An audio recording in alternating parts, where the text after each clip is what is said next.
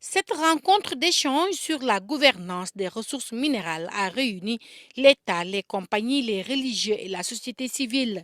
La quatrième édition de cette table ronde est l'occasion de passer en revue l'état d'avancement des projets d'hydrocarbures dans un contexte de transition énergétique. C'est louable aujourd'hui aussi, à travers cette quatrième édition, que l'on constate qu'il y a un suivi par rapport à ces recommandations-là.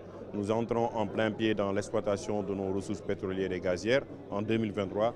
Il est fondamental et nécessaire autour que les acteurs puissent avoir des réponses qui puissent satisfaire non seulement la société civile, mais les communautés impactées et tous les acteurs. Nous entrons cette année dans une phase décisive avec la production des premiers barils de pétrole et des premiers mètres cubes de gaz, respectivement dans le cadre des projets de Sangomar et de GTA.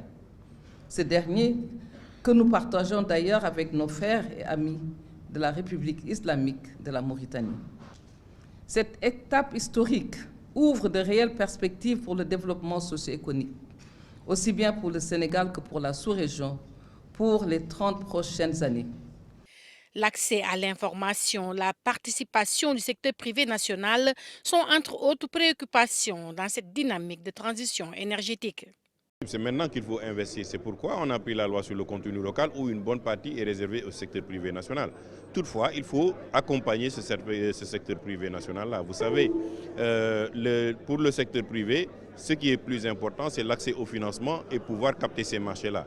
Et de revoir aussi les termes, parce qu'on ne peut pas dire que toutes les sociétés sont des sociétés de droit sénégalais, alors que des fois, ce sont des sociétés écrans étrangères qui captent le marché. Il faudra, comme à Dubaï et dans les autres pays, s'assurer que 40% de ces sociétés-là sont détenues par des Sénégalais bon teint pour que ces ressources restent dans ce pays-là. Il faut louer cette table ronde de cette année qui anticipe déjà sur les passerelles pour renforcer cette politique de transition énergétique tout en exploitant nos ressources minérales de manière responsable et durable au bénéfice des populations et de l'économie de notre pays.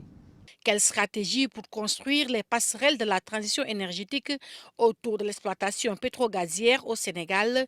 C'est le thème de cette quatrième table ronde de l'OCDEA, l'Observatoire de suivi des indicateurs de développement économique en Afrique.